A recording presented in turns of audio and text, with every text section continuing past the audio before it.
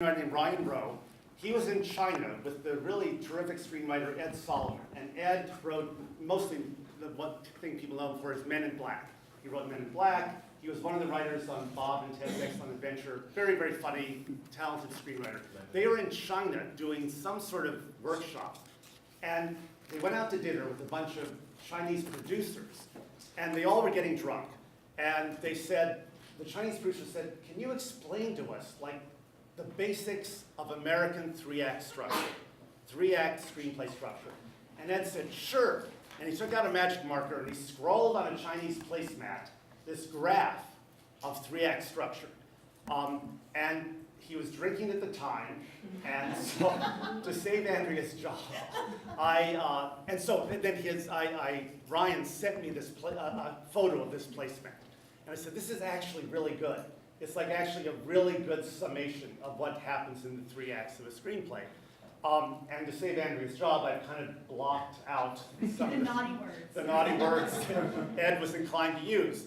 But I use that as this, you know what, this is really a pretty good way to think about an overview of three-act structure. Now, it's interesting to contemplate why three acts. You know, this has evolved over the years into kind of the standard way of structuring a screenplay. And I will also say this as a caveat. You know, professional writers, all the working writers I know, are very, very wary of writing manuals. And there's now 100 million writing manuals. The reason is because we tend to be very, very wary of formula. And even the books that will go out of their way to say this is not a formula, inherently, they are suggesting some sort of formula. And so I just want to really stress that each person will eventually find his or her own way. But, and also the other thing, this is just kind of off the record, why a lot of writers resent the screenwriting books, the Robert McKees and the Save the Cat and all that, is because those books are typically written by development executives. So what development executives have done is they've read thousands of screenplays, and they know which ones work because they've seen them produced and seen them succeed at the box office. So those books almost invariably are written by these development executives who said, "Oh, I know what makes a good screenplay because I've seen these screenplays work." So what they're doing is they're looking at the end result.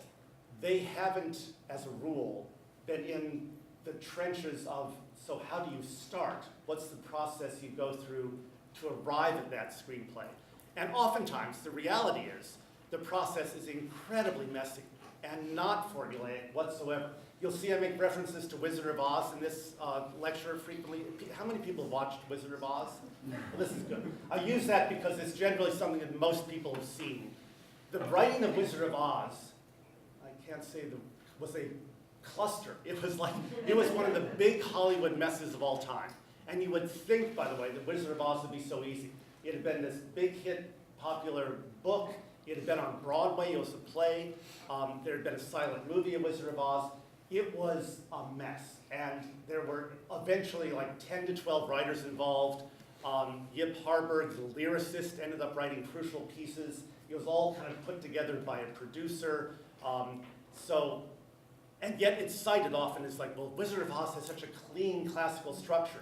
They weren't thinking, they didn't start saying, here's the three acts of Wizard of Oz.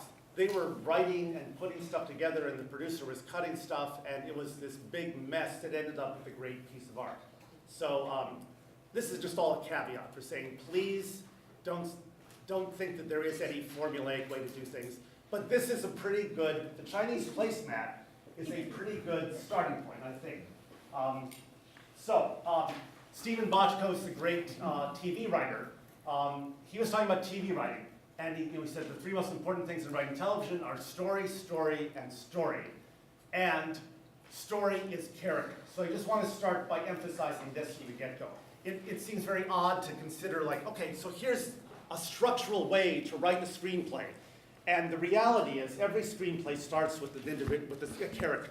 It all starts with character.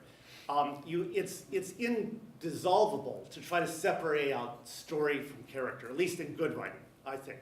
And so what Stephen Bochco is saying here is that, yes, it's all about story, but story ultimately really is character. And So, and this is, I just wanted to emphasize this notion of, as I said out in the lobby, here's Billy Ray saying, he takes this on his laptop every time he starts to write a screenplay. Because to him, and I think to every writer, it's like, yes, you can get involved in the weeds of the story, you can get involved in twists and turns. Ultimately, it is about a simple emotional journey of the hero. What happens to that hero that engages an audience and makes us feel something? Because this is the art of creating a feeling in an audience. By the way, this is not a bad question to ask yourself as you write a screenplay. What is it I want my audience to feel? It's a really good thing to ponder as you start writing. Before, now to talk for a moment about character, before the Renaissance, typically the physicality of a character and the emotional life of a character were unified. You know, there's this, if you think about Greek drama, the hero was I had this photo done of a Greek god because, you know, this phrase that has trickled down the modern era, oh, you know, this person looks like a Greek god. It implies this sort of nobility. It implies a kind of dignity. We tend to associate certain, even to this day, we tend to associate certain traits with physicality. Before the Renaissance, certainly in Greek theater, the comic Greek theater, it was the comic characters who were misshapen. You know, in Italian comic theater before the Renaissance, you know, it's the comic characters who were physically misshapen. And then, starting with, more or less, the Renaissance and this is my two good examples, the Renaissance and especially the work of Shakespeare, what happened was authors became interested in investigating the interior of a character as it contrasted with the exterior form. So you have Richard III, who, you know, we got inside his emotional life, even though he was a hunchback. And now, obviously, the big example, and clear example today is like the contrast between the physicality of Shrek and the emotional life of Shrek. Since the Renaissance, that tension between in the exploration of what does the character look like on the outside, oh, he looks like a mild-mannered high school chemistry teacher, and what's going on the inside is often the conflict that really interests writers and an audience. So here it is, the Chinese placemat expurgate. And I just wanted to show you the original document so you could see what it looks like kind of in total. I'm going to go through and I've excised out each of these individual points. But I just thought it was fun to see in a drunken fit, this is what Ed Solomon came up with. And so you can see it's a little messy, the document's a little messy, but it actually, I think, works pretty well. So let's start out on this journey. And the first thing he noted was teaser, wow. Now, I'm going to stop for a moment to talk about, so what he's talking about is the very first thing you see in your movie should grab an audience. You know, it should be that thing that is somehow exciting. When we get to, how many people have seen the Breaking Bad pilot, by the way? Good, this is good, because when we get to it, we're going to be sort of like talking over it, and I don't want, you know, if people have seen it, then it's fine to sort of talk over it. As you may recall, who remembers the opening of Breaking Bad? So, like, maybe can you remind us what was catchy about it? What was catchy was it was for the point of view of a video camera, and he's confessing his, you know, he thinks he's about to get caught, and he's apologizing, and you do have the curiosity of what did he do, who are these people, and it makes you stick around, and, you know, who is this person? He has no pants. He has no pants, and there's this crazy Winnebago barreling through the desert. So this is a teaser, wow. Now, here's the one thing I would still warn people about is oftentimes people now feel compelled to, in the first 5 pages, I've got to write something that will totally grab an audience, and it'll be crazy, and it'll be like over the top. That same author who, Billy Ray, told me once that he went to teach a screenwriting workshop at a university, And he was reading the scripts on the plane there, and he said every script, like the first 10 pages, there was this wow, right? But he said, I didn't know who the people were. It was like, it was an effect rather than earned through character. And he said, for me, it was like, no, this doesn't work for me. Somebody had taught them, oh, you've got to start with a big bang, right? And so it's a trap to think that you have to start with something before you start with character. Actually, we'll look at the opening page of the script of Breaking Bad, and it's a masterful job of evoking place and character. In other words, it's not enough to just have something exciting happen. It really, to me anyway, has to be grounded in character. So just avoid the trap of thinking I have to start with something absolutely, oh, yes, yeah. Can you give an example of how people start with a wow, but it doesn't spring from character?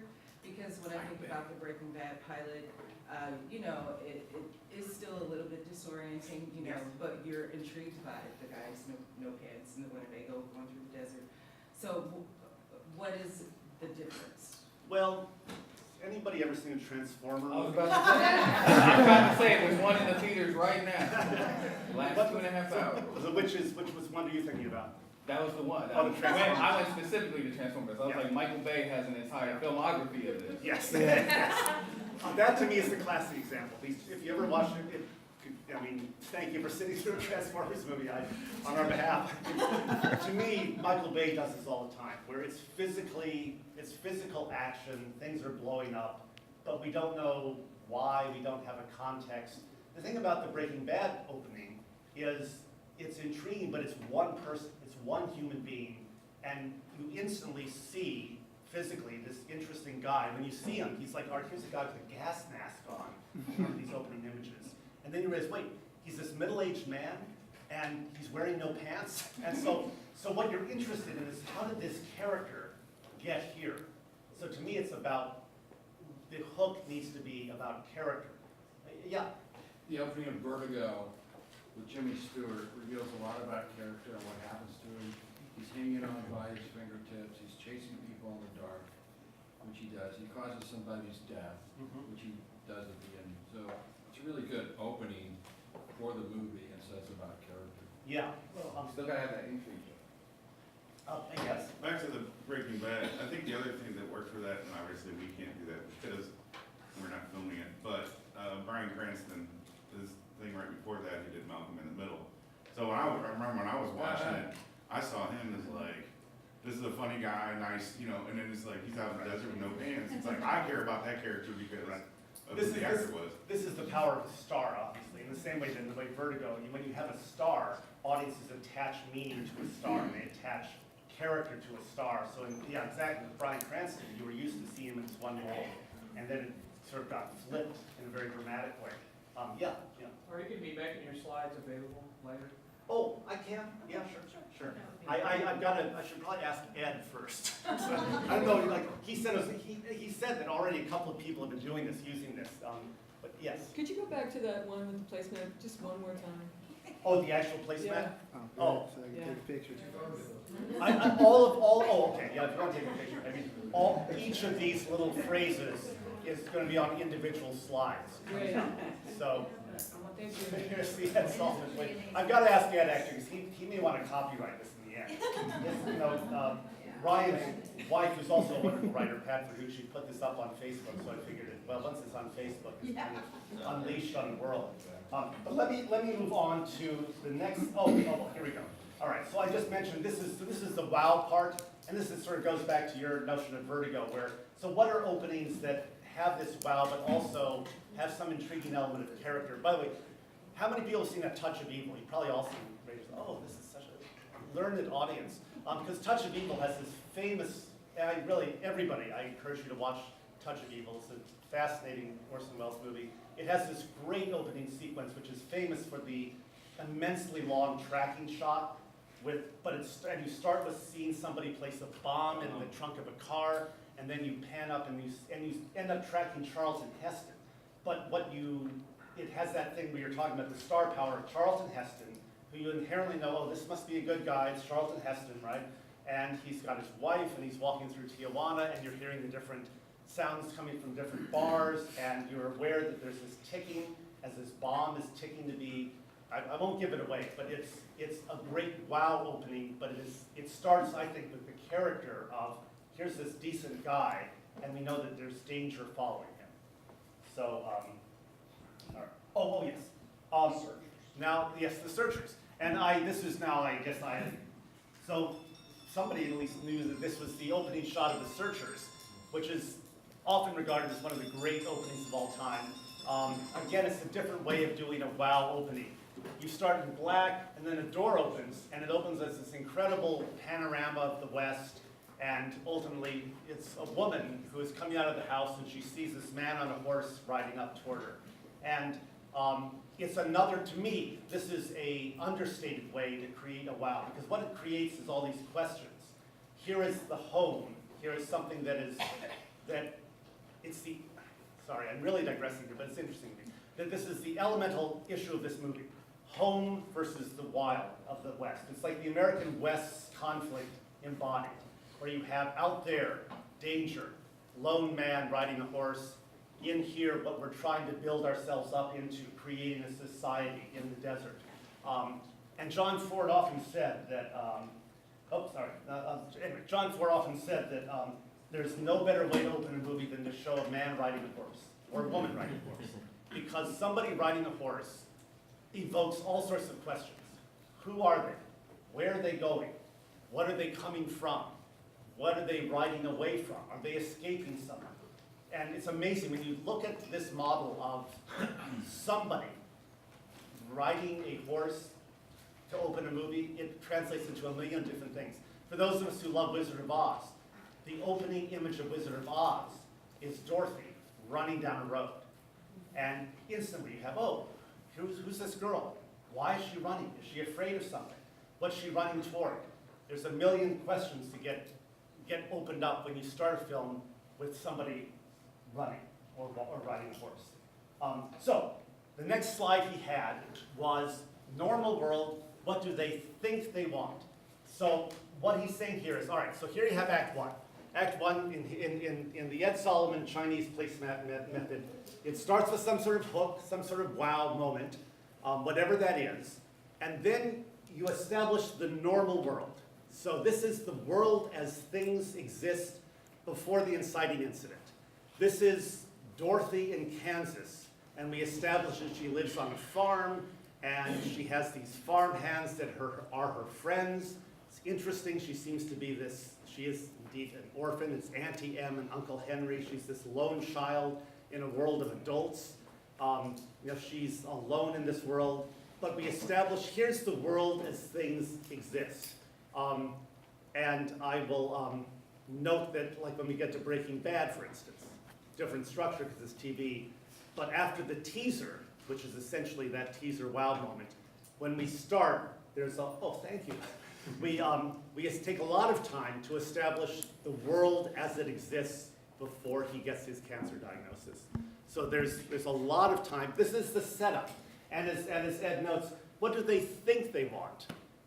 Like in Breaking Bad, he thinks he just wants to get through his life and to somehow put together enough money to keep his family together. So what do they think they want before their world is shaken up? And then something changes. The inciting incident. In Wizard of Oz, it is, and it's interesting because it's not the tornado. The inciting incident in Wizard, for those who care, the inciting incident in Wizard of Oz is when Dorothy's dog Toto is threatened to be taken away. Because what the inciting incident does, the inciting incident changes the world as it exists. And the hero must react to it. This is something I want to stress over and over again, is the hero must take action. Having said that, in other words, you'll hear people say this all the time, you must have an active hero. Heroes can't be passive. And immediately, I want to contradict myself, because again, I hate, every writer really doesn't like formula. Yes, there are movies where you have a passive hero. Anybody see Boyhood? The movie that was just tracking this boy? There was a classic case of a passive hero. That boy just had life experience to him, and I thought it was brilliant. So I just want to quickly add everything I say, you can find a contradiction to. But we have generalities because they help us in general ways. So I would say that in general, heroes have to be active. An audience wants to see somebody who's trying to get something. We were engaged by watching those people trying to get to be it. Had they just stood there and done nothing, had they been passive, there would have been no interest. We would have just been watching people standing around. So heroes have to want something. And then something changes. So here's the world. We've established, we've had a sort of an interesting opening that intrigues our audience. We've now established the world. It's the setup. It's the exposition. Here's the world as it exists. And now, boom, something changes. There is an inciting incident that changes the hero's life. And forgive us, but this is what am I doing? And so what this means to me is, what Ed is saying here is, boom, an inciting incident occurs. Something changes this world that we've come to see as the hero's world, and the hero must take action. And this, what's important about this, and this comes back to this time and time again, this represents the hero's emotional response to the challenge. So in other words, this is to me the shorthand way of saying, my world's been shaken up. I have to respond to it. What am I doing? Dorothy, she's threatened. Miss Gulch says, I'm going to take Toto away. I have the authority to take Toto away. And you may remember that her parents go, yeah, I guess she does, which is kind of crazy when you think about it. But Miss Gulch is going to take Toto away. So Dorothy goes, oh my gosh, I have to do something. She runs away. People tend to forget this about the beginning of Wizard of Oz. She runs away, remember, and she'll meet Professor Marvel. But she has this emotional response. What am I doing? Dorothy doesn't phrase it quite like that. And then we end up at the end. And that sort of, again, this is broad strokes, right? This is all on the placemat. This is not a 100-page book. This is on the placemat. Inciting incident, the world has changed. The hero takes action. So the hero has to respond to the challenge of, my world is now turned upside down. Miss Gulch is going to steal Toto. I've got to do something. I'm going to run away. Dorothy runs off, and she encounters Professor Marvel, who talks to her and says, your aunt is probably missing you. And Dorothy has this, what am I doing? Oh my gosh, I've taken this action, and oh my gosh, I'm hurting somebody that I love. I've got to react to that. I respond to that. She runs back home, and then at the end of Act 1, there's this plot point, which in the case of Wizard of Oz is, oh my gosh, a tornado comes and sweeps Dorothy and the house up. So at the end of Act 1, there is generally a plot point which shifts our hero into a whole different position. And this is, Ed's phrasing, all right, things get really bad, so we begin Act 2 with this plot point. Oh my gosh, I'm being swept up in a tornado. I'm going to die. Things are really bad. But, I land in Oz, and Act 2 begins. And Act 2, the nice thing about Wizard of Oz is it's such clarity about where Act 2 begins. It's like that door opens, we're in Technicolor, and it's like, Toto, I don't think we're in Act 1 anymore.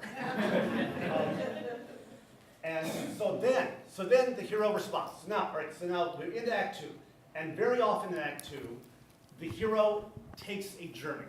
You'll see this in a lot of movies. I mean, in Wizard of Oz, Act 2, obviously Dorothy goes off on the road to the Emerald City. She starts an odyssey. In Shrek, I referenced Shrek earlier. At Shrek, you may recall, at the end of Act 1, he's come to complain about all these creatures, taking over his forest, and he's dispatched on this quest.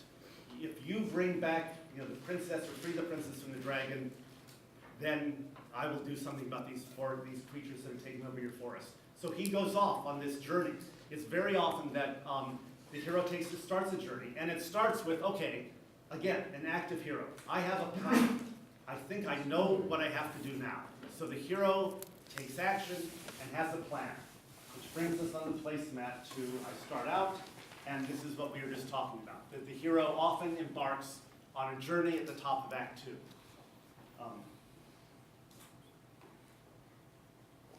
And then, and this is you'll see this on the placemat come up a lot. It's like, because the basic action of a film is, again, to take a hero you love and put them through hell. So time and again in a movie, when you really think about it, horrible things happen to the hero. Things are not easy. You know, the reason that coincidence doesn't work in a movie, when it doesn't work, is an audience will buy a coincidence that makes life harder for the hero. They will almost never buy coincidence that makes life easier. Because this is how we experience life. We tend to experience life as, oh, I got hit by a car, and this driver was uninsured, and it was a coincidence that I was just happened to be at the store at that moment. We don't tend to say, oh, I was at the store, and it was a coincidence that this driver dropped a $100 bill on the sidewalk, and I picked it up, and this is my rent money for the month. People tend to, for better or for worse, accept coincidences when they are negative. The point is that the hero starts off on a journey, and the journey is hard. It's going to be a lot harder than I thought. So the initial energy of, okay, I'm going to do this, I can do this, quickly becomes, oh, this isn't going to be so easy. There's a wicked witch on the rooftop hurling fireballs at my friend. The journey is hard. You have to think of ways to increase the stakes and obstacles for your hero as they go down this path.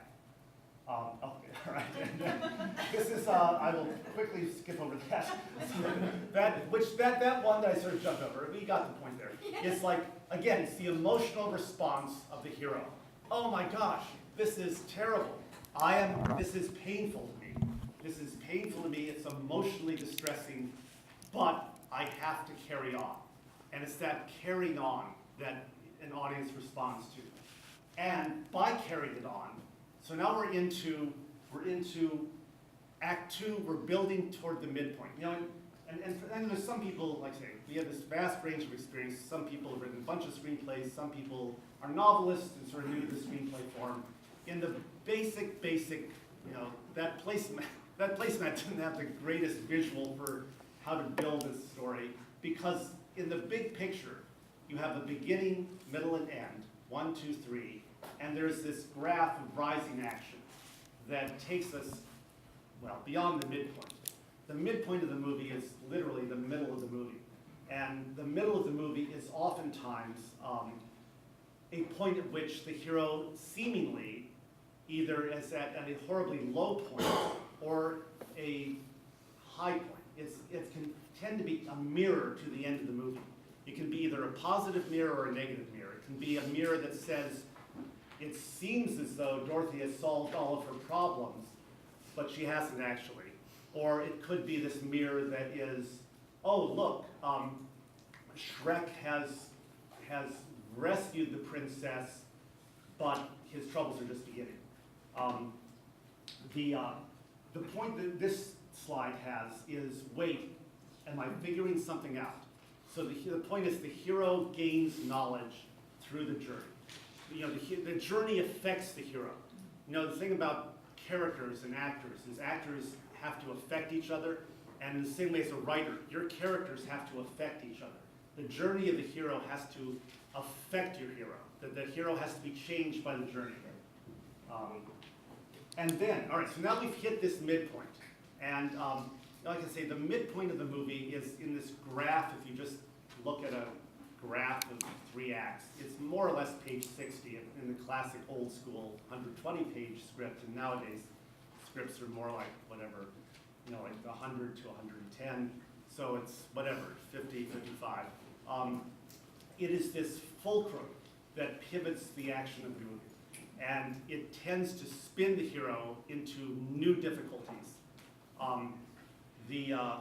One way, by the way, a simple way, I forgot to say this at the very beginning, if you want a really simple way to think of 3 acts, the old adage is, the 3 acts of the movie are, you get your hero up a tree in Act 1, in Act 2 you throw rocks at him, in Act 3 you get him down. So and it is sort of that simple. You know, you get the hero into trouble, throw rocks at him or her, and then get her down in Act 3. And so this right after the midpoint of the movie, in Ed's formulation, it's like, oh my gosh, this couldn't possibly get any worse, could it? It's the worst it could possibly be.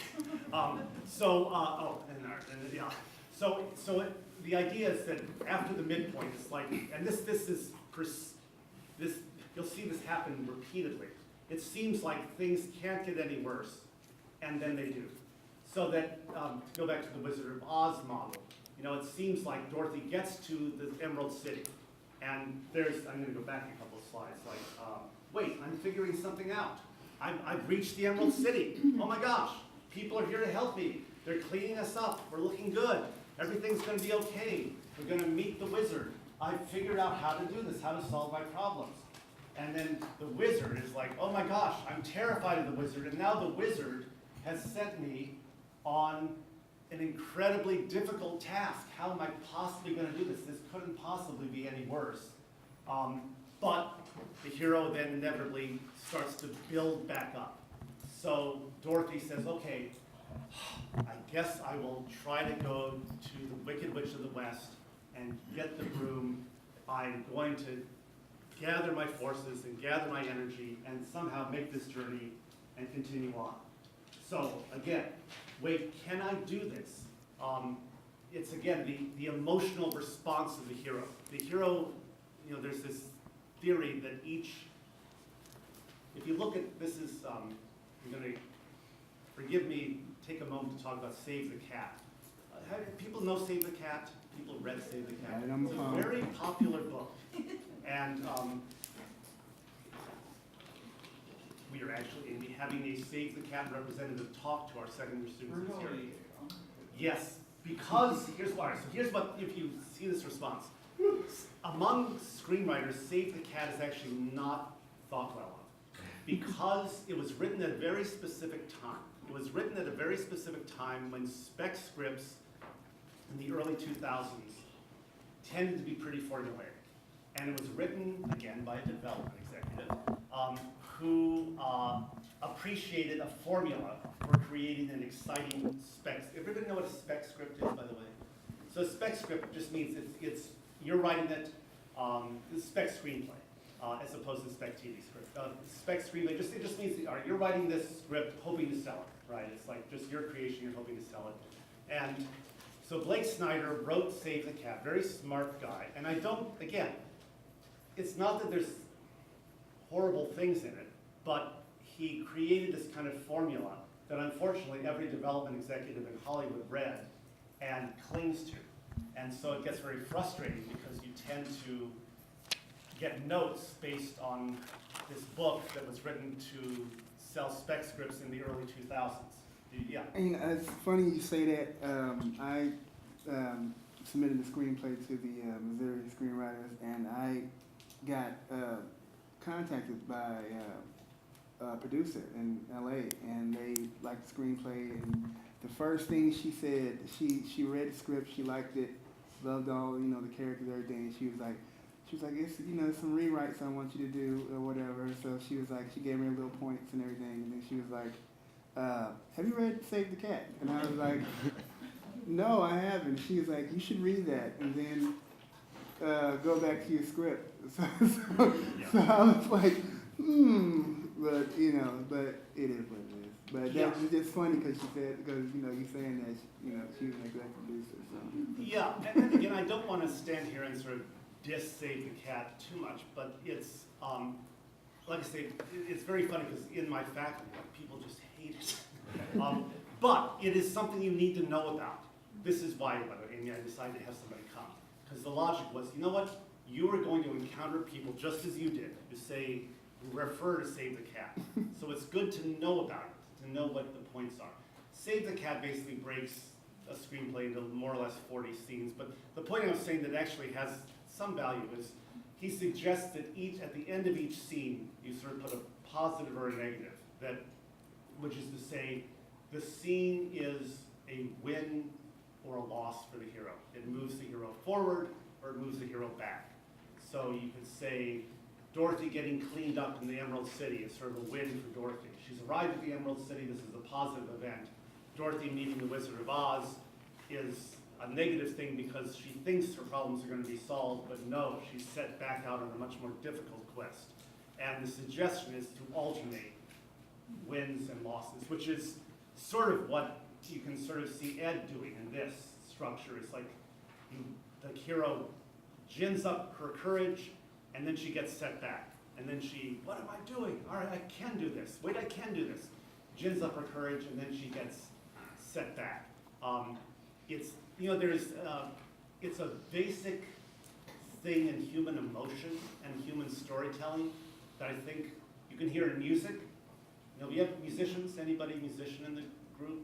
We're all writers. Okay, we have lots of musicians. But, you know, there's this sort of, in music, there's this kind of build of tension and then release. It's like you can hear it in songs where you have, if you think about it, songs will oftentimes build into tension and release. And it's the same rhythm that is true of writing, at least for screenplays. So you build tension, then you have a release. There is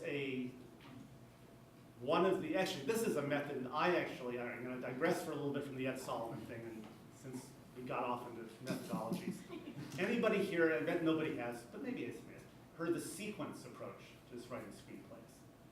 Well, good. And of course, oh yeah, and then, well, yeah, so this makes sense. But I'll just clue you into this because this is just like, this kind of goes back to when we were talking initially, like, this is the part of it that's sort of like a how-to.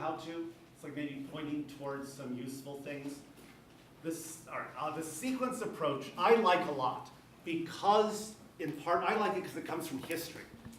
In the old days of screenwriting, I'm going back to the silent era, movies were on reels of film. Each reel of film was about 10 to 12 to 15 minutes long. And interesting enough, by the way, psychological studies have been conducted that the human attention span is about, well, even shorter than that. But every like 5 minutes you need to sort of change subjects. And in screenplays you'll see that every 5 minutes, so like a 5-minute scene in a movie is a really long scene, like a really long scene. But anyway, go back to the early days of silent movies. There was one projector. You had these reels of film, and you would show one reel of film, about 10 to 12 minutes, and then the projectionists would have to change the reel of film. You may have heard the term two-reel comedies, like the Keystone Cops were two-reel comedies in early Chaplin movies. They were on 2 reels of film. In between the reels of film, back in the early days, there actually would be like a short vaudeville act or something. But the point was you had to end the reel with something that would keep the audience's attention to hook them to come back for the second reel. So the idea evolved, and then very quickly, by the 1920s, full-length silent movies consisted of 8 reels of film. They were roughly the same length that they are now, whatever, 90 minutes to a couple hours. But they were 8 reels of film. And people got used to thinking of their movies as having 8 sequences. There were 8 sequences that would build a movie. And this really, I think, wonderful book called Screenwriting: The Sequence Approach by a guy named Paul Gulino. He comes to our MFA and speaks. His name is Paul Gulino. I think it's just, again, another useful, interesting way to look at constructing a movie. What the 8 sequence approach does is it uses 3 acts, same 3 acts, but it subdivides them. Act 1 has 2 sequences. And what's neat about this is that, how do you eat an elephant one bite at a time? So the thing about a screenplay is how do you divide it, how do you get a hold of a screenplay? It's useful to try to divide it into smaller bite-sized sections. And that's why, again, Save the Cat, it is useful, because you divide up these 40, movie into 40 scenes. In the sequence, you divide up a screenplay into 3 acts. It gives you a framework to think about, how do I tackle this thing? The sequence approach divides it up into 8 sequences. Act 1 consists of 2 sequences. The opening sequence, the world as it is. The second sequence, it's sort of like this inciting incident kicks this story off. And then you move into, and each sequence, by the way, often poses a question. It's an interesting way to think about storytelling. It's like, the opening sequence. Will Dorothy save her dog? I mean, this is off the top of my head, but if you think about, as you write, what is the dramatic question? This is actually a really good thing. Sometimes writers forget this very simple thing. An audience wants to know, what is the dramatic question? That's what you actually subconsciously hook onto. Will Dorothy get home? You know, like that's a very simple, clear, dramatic question that an audience hooks onto. Each sequence has its own discrete dramatic question that drives the story forward. So Act 1 has 2 sequences. Act 2 gets divided into 4 sequences. And maybe it's a good moment to talk for a minute about Act 2, because Act 2 is always the hardest part. Act 2 is the longest part of the movie, because in a way, if you think about it, it just makes sense. Like Act 1, all right, I'm setting up the hero, I'm setting up the hero's problem, like here's the world, oh, the world's turned on its head. That's relatively easy. And the ending is usually relatively easy. Oh, there will be an emotionally satisfying ending that, you know, resolves the story. It's all that stuff in the middle that is really hard. And what tends to be hard about it is sort of this. It's the back and forth of the hero, figuring out what are the obstacles. How does each obstacle, when the hero solves that problem, actually create a new and deeper problem? So every time the hero thinks she has solved a problem, it actually needs to create a deeper problem for her to try to wade through. And the nice thing about the sequence approach is it takes those Act 2, that immense 60 pages in the middle of your script, and divides it into 4 sequences. And each sequence tends to form a kind of function. And the most useful one I've found, by the way, and this is a really interesting thing to watch movies with. So right after the midpoint, you have sequence 5. Oftentimes in movies, the 5th sequence is the romantic sequence. And it is, if you look at movies, it's amazing how often, after you hit the midpoint of the movie, there's this moment where the movie takes a breath and there's some sort of romance, whether it is, you know, romantic in the classical sense, whether it's bonding between the 2 protagonists. It's like there's this soft moment after the midpoint. And I think it's a really useful trick, for lack of a better word, to remember, is that like that 5th sequence, that point after the midpoint, is very useful. If you think, all right, let me take a breath here. What could happen that is romantic, that is emotionally bonding, that is like a chance for the audience to catch its breath?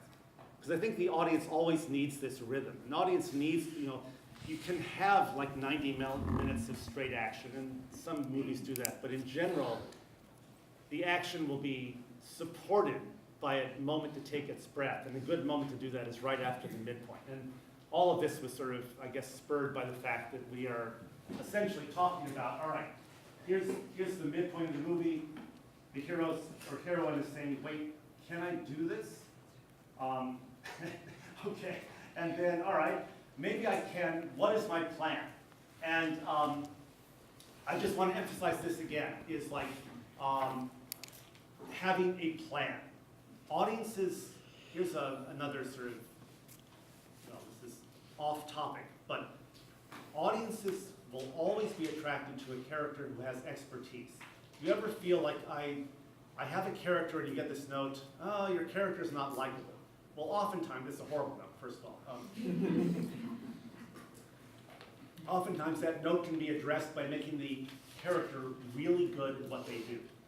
For instance, I mean, House, this is a classic example of this guy who's such a jerk, but he's such a genius in what he does, audiences loved it. Audience love to watch somebody who's really good at what he does. In Breaking Bad, you know, here's this guy kind of doing this horrible thing, but he's really good at it. He's a chemist. And like there's this perverse love of the fact that he insists on quality as he's making meth. You know, it's like, and he's really good at it, and people kind of love that about this character. So that's a digression to, it goes back to like having a plan. You know, the hero needs to take action. When a hero has a plan, now an audience is attached to that. Because you know, when just random events seem to pummel a hero, and there have been some movies that do this, it can get really tiring. You know, it's like really hard for an audience to stay with somebody who's just getting tossed and turned by the winds of fortune. It is much more engaging to have a hero who wants something and develops a plan. Even if the hero isn't always aware of exactly, you know, maybe a terrible plan, but you'll go along with a plan. You know, you'll go along for that ride because now you've established stakes. The hero wants something. You know, Bill Rapkin, one of our teachers, has this great sort of question to ask yourself when you're writing TV pilots, but I think it applies to movies as well, is, you know, what does your hero want? Why does she want it now? And what will she lose if she doesn't get it? I'm gonna, yeah, that's been worth writing down. This isn't mine, this is Bill Rapkin. By the way, that's one book, all right. In terms of a how-to. The one book I actually really recommend, William Rapkin, R-A-B-K-I-N, wrote this great little book called Writing the Pilot. I'm digressing from film here. It's about writing a TV pilot. It's a really thin little book. It's like $10 on Amazon. And it's like now on the list of, and he just like published it himself, but it's on the list now of best books about screenwriting. Because what he talks about, we'll get to this when we get to Breaking Bad, is the theme of a television show. What actually constitutes a television show? It's not like a how to write a 1 hour pilot. It's deeper. It's about, you know, how to think about the underlying themes of a television show. And but those three questions, let's just repeat them because they're really good questions. So what does your heroine want? Why does she need it now? And what will she lose if she doesn't get it? That's one way to sort of describe what the stakes are. Like, what are the stakes here? Like, if Dorothy doesn't figure out how to get home, she's lost her family. She's lost the world that she knows. The stakes are very high. In that case, she wants it now because, like, she's in Oz. She doesn't belong in Oz. This is this crazy world that she needs to get home. And if she doesn't get it, she'll lose her home forever. So it's never quite stated that way, but those are the stakes for Dorothy as she goes through this whole adventure. Okay, so let us return to toward the end here of Act 2. Our heroine is going to try it again. And now this is actually, he didn't put a question mark on it, but it's like, all right, I'm making one last effort. I'm making another attempt to try to solve my problem. And here is the end of Act 2. Because now this is, you'll see. So it's like, we've climbed up this mountain. You know, there's been this challenge. Dorothy's gone to the Wizard of Oz. Oh my gosh, I think I've solved my problem. No, you have a much harder task. Get the broom from the Wicked Witch of the West. All right, I think I can do it. I think I can do it. I've got a plan. I'm going to march into the West. I'm going to do it. Oh my gosh, I'm being attacked by flying monkeys. I've been carried away to the witch's castle. Oh no, it went bad. I'm totally going to fail. And people often refer to the end of Act 2 as the dark night of the soul. This isn't always the case, by the way. But it is certainly often the case that the end of Act 2 represents this horrible, horrible setback, where it's like, oh my gosh, things are really terrible. And the dark night of the soul is significant because, again, it's the emotional response of the hero to this. Here's one little tip, sidebar, but I always think it's a metaphor about this. My friend Doug Richardson, who wrote Die Hard movies, I asked him once about what's the trick to writing action when you write action. He said the trick to writing action is to show people's reaction to the action. So it's not so much about boom, the car explodes in towering mushroom inferno, as boom, the car explodes. Don looks on aghast. It's like when you show us people's response to the action, it's the way it's letting the audience know the consequences, the emotional toll of the action. Total digression. Okay, so we're at the end of Act 2. It is like, this sort of classic term, the dark night of the soul. And we begin Act 3 with, yet again, but, one last try. You know, the Cowardly Lion and the Scarecrow and the Tin Man are going to try to sneak into the castle, and look, they've freed me. I'm going to make one last attempt to get out of here and somehow to get back home. I'm going to try it one last time, and I make this final effort. If you think about the Wizard of Oz, there's this big chase scene on the turrets of the Wicked Witch's castle. I'm making this, and again, she's trying to escape, but she's taking action. You know, you could say, well, she's just running away. Well, but that's action, as opposed to just sitting there watching the hourglass tick away and dying. And the moment of, oh my gosh, I'm gonna hold on that. Because this is like, oh my gosh, I accomplished this thing that seemed impossible, that I've been going my whole journey through this movie to do. In this case, here's the antagonist, the Wicked Witch of the West. And if you remember, what happens is the Wicked Witch of the West is ready to embalm the Scarecrow in flames. Dorothy picks up this bucket, throws the water, and it hits the Wicked Witch of the West, and she melts. And to me, this is the moment where Dorothy achieves agency. All along, she's been looking to somebody else to rescue her. I go to the wizard. The wizard will be the one who can rescue me. And it's only when she actually takes agency and takes action and throws this water on the Witch of the West that she becomes essentially an adult. This is like a classic coming-of-age story. And it's like as Dorothy grows up, literally the Wicked Witch of the West, the adult, dissolves. So the adult grows down when Dorothy achieves her goal and grows up. I mean, this weird thing about Wizard of Oz is this very, seemingly it's just an entertainment, but it actually has this very profound story of coming of age and what it means to become an adult. And it's a weird thing, if you think about it, Dorothy's the only child, I mean, the Munchkins aren't children, they're adults. She's the only child in the entire movie. And she takes this horrible journey, terrifying, really. And at the end, remember the guards kneel down to Dorothy. They acknowledge her power. The witch dissolves. She grows up as the adults grow down. And so she did it. She did it, and then the end, and this is a really interesting, there've been a lot of studies done. This is this dichotomy that is something you can really think about your character. This is this sort of truism. A character, your hero wants one thing, but she needs another. And it is the tension oftentimes between what she wants and what she needs that drives the story forward. I would say in Wizard of Oz, Dorothy wants to be rescued. What she needs is to take agency and become an adult, if you will. So there's this, and that's an inherent tension. Shrek wants to be alone, but he needs to be loved. So he keeps pushing people away, but that fuels the story because what he really needs is to be loved. So at the end, what's emotionally satisfying, and this is the thing that people have actually done studies about this, that audiences, you oftentimes think,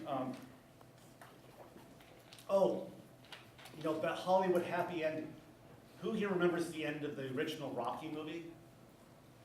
So what happens at the end of Rocky? He loses. He loses, right? He loses the fight. But what does he get? He's standing up at the end. He wants to have respect. He wanted to survive because he wanted to be at the end of the fight. Yes, he's standing up. And what is the last image of Rocky? Is it of him in the ring? Or who is he with? Adrian. He's with Adrian. He's with Adrian. The movie ends with the most important relationship. This Wizard of Oz ends with Dorothy back at home with her family. And Rocky, classic case of the most important relationship is actually Adrian. That's what's satisfying to an audience. It's not satisfying to an audience like later. The reason those other Rocky movies, I would argue, are not always as successful is he wins the fight, but that's not what an audience really wanted emotionally. An audience wanted exactly what you said, that the audience wanted to see Rocky still standing, and that's the triumph. The triumph is something that is emotionally satisfying, and he needed to prove that he could do this. He wanted to win the fight, but he needed to prove that he could stand tall and win the hand of Adrian. So I think we are actually perfectly timed. Oh, this is just interestingly mirroring. So remember the opening of The Searchers?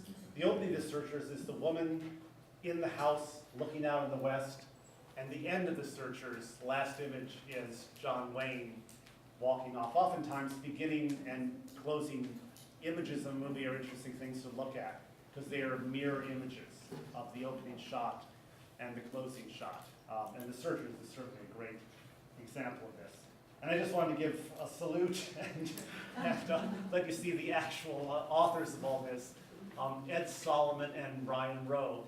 I said, just to be clear, Brian and I are friends. He's friends with Ed. I don't actually even know Ed, but I'm very grateful to Ed for letting me use his placemat. So I think we have to take a break. No, not yet, you blew through this. Okay. You can talk a little bit, thank you. Okay, all right, so are there any, before I, No, you got okay, got 15 minutes before yes. break. All right, so any questions about this crazy overall placemat theory of doing things? Yeah. Where there's a new people like epilogue, that's kind of a new thing that people are tagging on the end. It's kind of, kind of projecting in the future almost. Is that something you see very often, or? I mean, yeah, I know what you're saying. It's like oftentimes at the end of, to me, that's the kind of marketing device, or I should say, it's like the extra material that people sometimes tack on to the end of the movie well, or I guess, well, give me an example. Maybe I'm not understanding what you're saying. I guess maybe you could say like it's the wedding or whatever.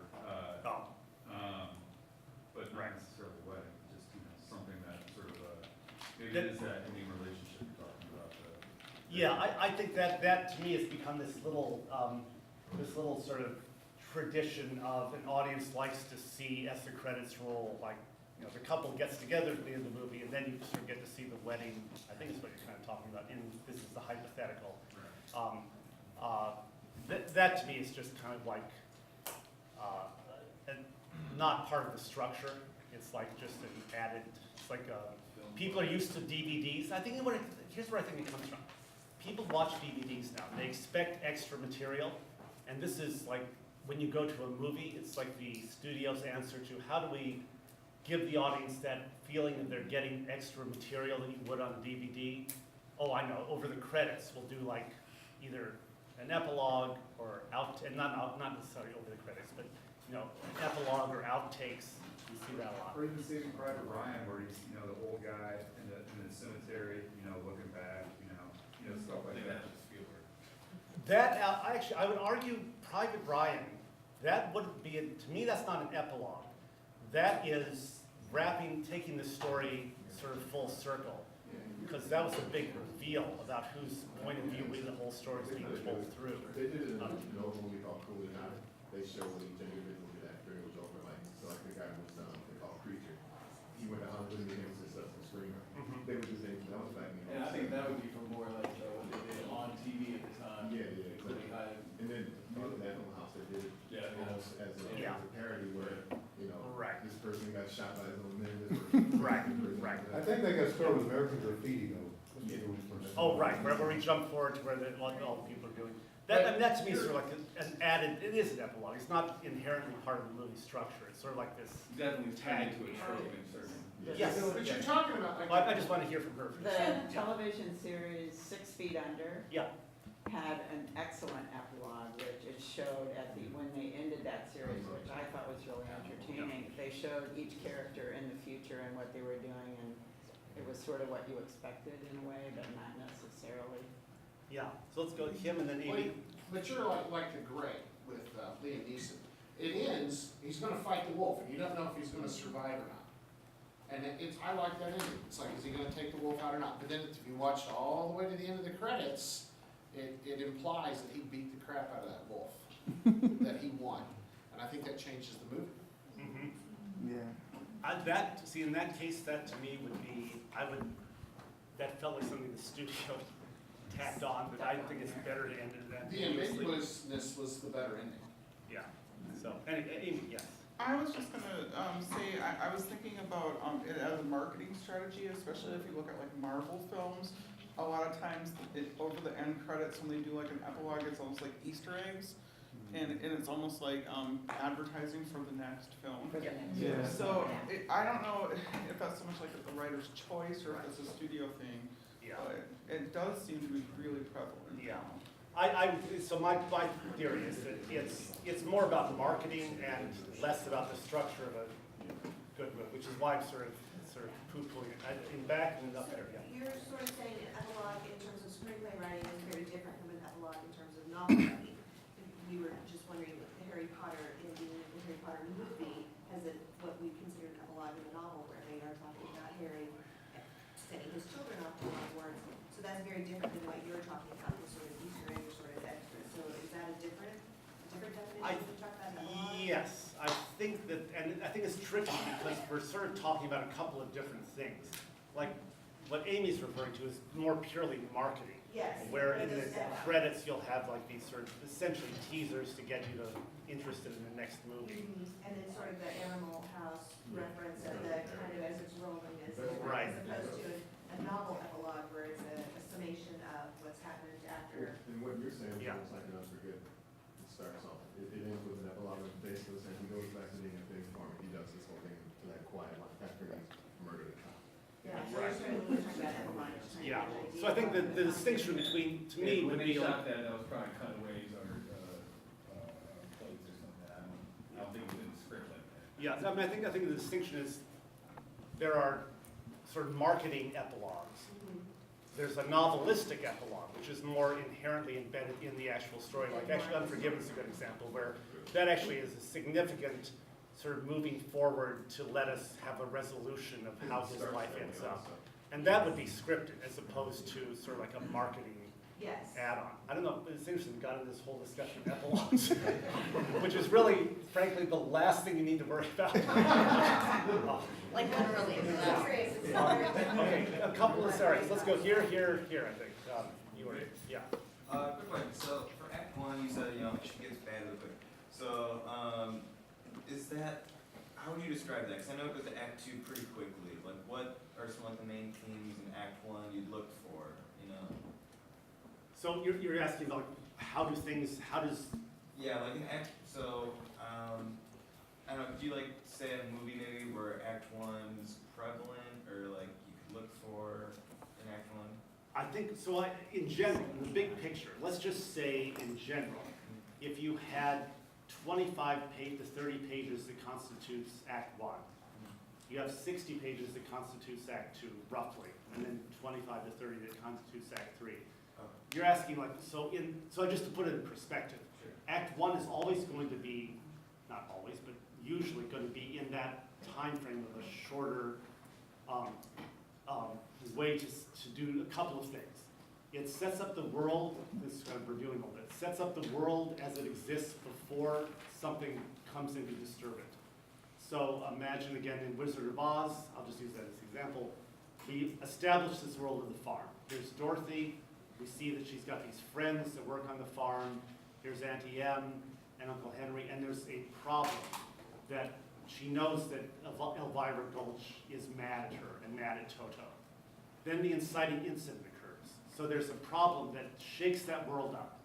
Elvira Gulch is going to steal Toto away from Dorothy. Dorothy takes action and runs away. So within Act 1 now already we've like set up the world. Now there's an inciting incident that disrupts the world and changes this world's structure. And the hero takes an action. Dorothy runs away. She encounters Professor Marvel.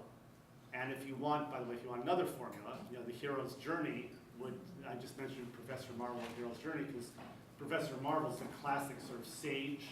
Early in Act 1, oftentimes the hero in that structured method encounters a sage who gives her some advice. In the case of Professor Marvel, the advice is, you know, Auntie M's probably pretty worried about you. Maybe you should go home. So Dorothy has this change of heart. Oh my, it's that slide, oh my gosh, what have I done? And runs home. And now there is this external force that's going to change her life and the world forever and make her life radically worse and different, which is the tornado. And oh my gosh, Dorothy's run away, everybody else is down in the cellar, Dorothy's in her house, and she is swept up in this tornado, and she sees all kinds of people through the window, and at the end of Act 1, you know, the house crashes, and she's in a completely new world. So the function of Act 1 is largely to set up the world as it exists, to create some sort of inciting incident that creates an incredible problem for the hero. The hero takes an action. The action does not go well. In other words, because theoretically, you could say, oh, the hero, here's a problem. Dorothy takes an action. Oh, her action works, and she solves her problem. She runs away, she lives happily with Professor Marvel, and at the end of the movie. So the action, that first attempt to solve the problem cannot work, cannot succeed. And it deepens her problem. Oh my gosh, now she's away from home and there's a tornado, and she runs to her house, and oh my gosh, her house is swept up into this tornado, and it crashes. So the function of Act 1 is to, again, set up the world. It's exposition. It's creating this problem for our hero, and then the hero takes an action which only makes the problem worse. And at the end of Act 1, you're catapulted into this whole new world where the problem gets deeper. Did that answer your? That's good, yeah, thanks. So when you go from black and white to color, and that's Act 2? Yes, that's exactly it. Yeah, that was so clear. Yeah. Can you talk a little bit more about the midpoint and how, and that's different than the end of Act 2, right? Yes, yes. So I should have had a slide illustrating this, but the imagine, if you will, the movie is like this sort of continuum, and the end of Act 2 is roughly on, well, in the old school. Let's just, because math is easier. You had 120 pages. No, the end of Act 2 is basically 90, the end of page 90. So it's like you've got 30 pages, 60 pages, 30 pages. End of Act 2, that dark night of the soul, is the end of, again, this isn't true anymore because screenplays are shorter, but my math is terrible, so I'll say roughly page 90. The midpoint is more like literally in the middle of the movie. And the interesting thing about the midpoint, it can go, a lot of different things can happen in what we sort of call the midpoint of the movie. I didn't do a very good job of even explaining that notion of the midpoint can mirror the end of the movie, either in a negative way or an unrealistic way. Which is the same as the end of Act 2. No, the end of Act 2, so the end of Act 2, again, nothing is always true. The end of Act 2 is that dark night of the soul. The end of Act 2 is where the hero has been trying, and it's like, oh my gosh, this is the worst possible thing. The world is ending. It's all a complete failure. And then in Act 3, there's one more effort, and sometimes there's even one more setback, and then success or resolution. But the end of Act 2 is like this incredible low point. The midpoint oftentimes is like something that, you know what, in a romantic comedy, it's not unusual for the midpoint to be like, oh, you know, John and Jane are getting together, and actually, it's by the end of the movie, it's going to be, you know, Jane and Mary. It's like it might reflect or mirror the end of the movie just in a different way. In a romantic comedy, sometimes it's like, oh, things are going to work out, but at the end of the movie, they work out, but in a different way than you might expect. So the midpoint isn't necessarily a negative thing always. It just is a fulcrum that then the action tends to turn on. So if your movie ends happily, then you would want the midpoint to be low or high? Or That's the tricky thing. There's no one way to say whether that's true or not. If the movie ends happily, the midpoint could be a false ending, It could look like this is how the movie will end, and then it actually ends in a more emotionally satisfying way by the end. So the midpoint is like this false reality, this false ending. Or it could be the midpoint is like they break up. You know, that's not unusual in a romantic comedy. They break up, and then at the end of Act 2, oh my gosh, John is marrying Suzette. And then in Act 3, no, actually that was a mistake, he's marrying Jane, whatever. What do you consider the midpoint of Shrek? The midpoint of Shrek, actually Rescue the princess. Here. That would be when they found out that she was also an ogre. Yeah, right, she's also, When it stayed All right, question. So the midpoint, at least in my in go. my experience, is usually a victory, and it's a small victory that still goes into the Act 2 goal, but that's eventually what leads to the sequence 5, for lack of better words, of the in the sequences we call the honeymoon phase, where the little bit of victory is what gives that sigh of relief. And that's where you find out she's an ogre, because it is focusing a lot more on the relationship. So the victory is actually saving the princess, because the overall goal of Act 2 is to get the princess back to Lord Farquaad. So, right. It also raises the stakes. Right. So actually, the victory is getting her from the castle, and then you focus on the relationships afterwards. So that's why, at least in my I agree with that. It's like this. It's tricky because yes, the midpoint. Again, this is why it's so tricky. Is there's never like a solid rule, but I think that's a good example. That there's a midpoint that can be a victory, a small and the victory there is like, oh, I've got the princess, but it's so. That's this is the case of like it foreshadows the ending. You know, I've got the princess, but things are going to go bad from here. I think so. It's the midpoint is just like a way to kind of structure the film so that you have this sort of seemingly mountaintop in the middle of the movie, which is a kind of false ending. But yeah. Wouldn't that be, say, like, the best example I can think of is when you watch the first Pirates of the Caribbean. The midpoint is they've gone through all of this, and suddenly he tells her, you better start believing in ghost stories because you're right in the center of the story. It's like, I thought we were doing this, I thought we were fighting pirates, and then, oh my God, we're fighting dead people. And so that's the midpoint. It almost seems like it shifts gears and tells you, you thought you were on this kind of, this swashbuckling ride. It's like, no, you're in a nightmare. And now you realize. Tragically, I can't remember Pirates of the Caribbean. Do you remember it? Okay. Go ahead. No, okay. You remember it. I don't remember it. So like the goal of Act 2 of Pirates of the Caribbean, because the main protagonist is Will Turner, and he wants to save Elizabeth Swann. That's the main Act 2 goal. So in my humble opinion, the Act 2 first culmination, midpoint, is when he actually does rescue her from the pirates on the island, in the cave. Even though he had to betray Jack and everything to do it, he accomplishes his small goal of, I took her from the pirates. Now again, his main Act 2 goal is to bring her back to home, is to fully rescue her. But the small goal is that he at least got her away from the captors.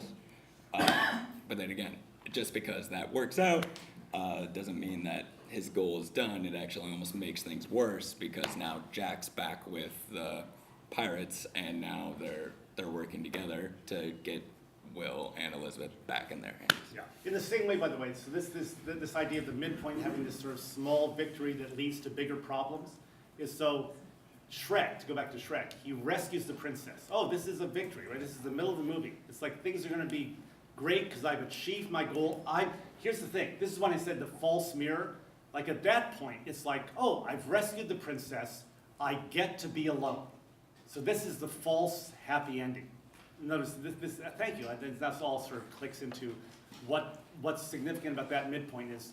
So Shrek thinks, oh, I've rescued the princess. I've succeeded in my goal. I get to be alone. But then in the honeymoon sequence that follows, we realize, wait a second, he's going to fall in love with Fiona.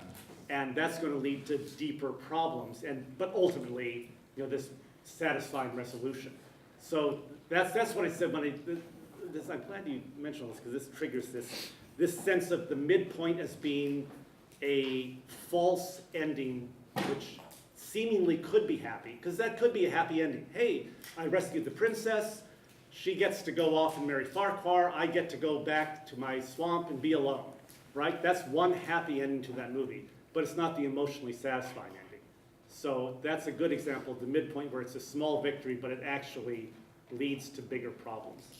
And Let's do one last question. one last. She's been holding it this Oh, whole sorry. time. Okay. Well,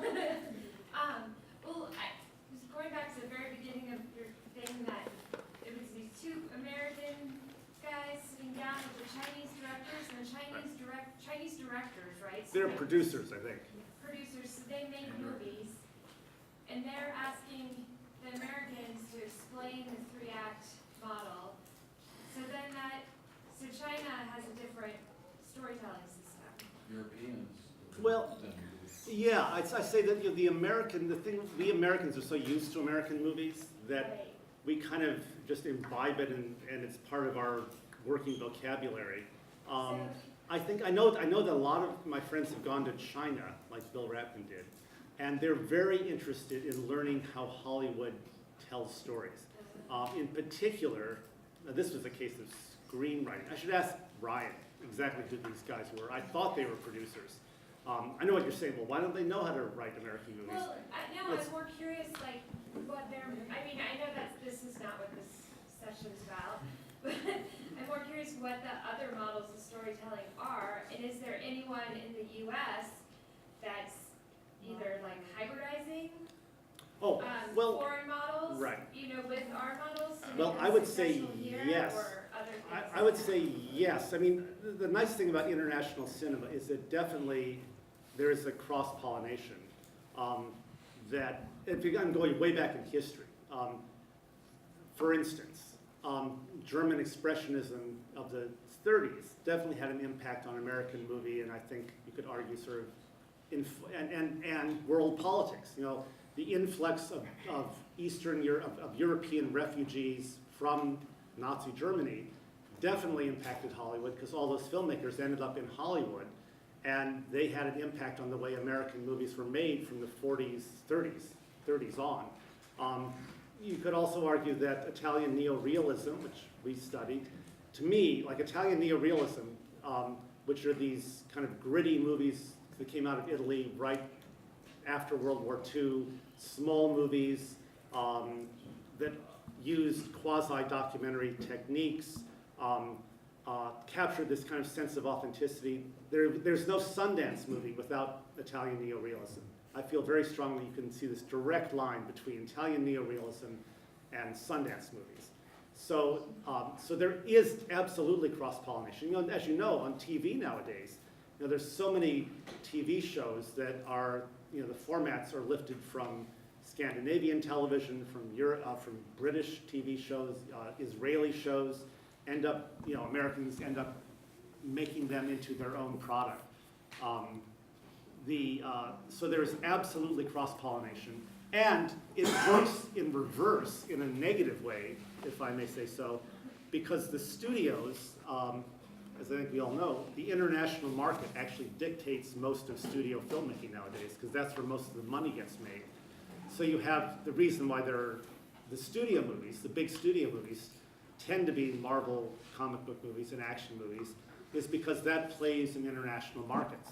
So you have movies that tank domestically, but Transformers. But they make all their money in China. And they make all their money internationally. And they cater them too. So the result is you have Hollywood really feeding an international market in a way that I sort of think is a negative in terms of the art of the screenplay.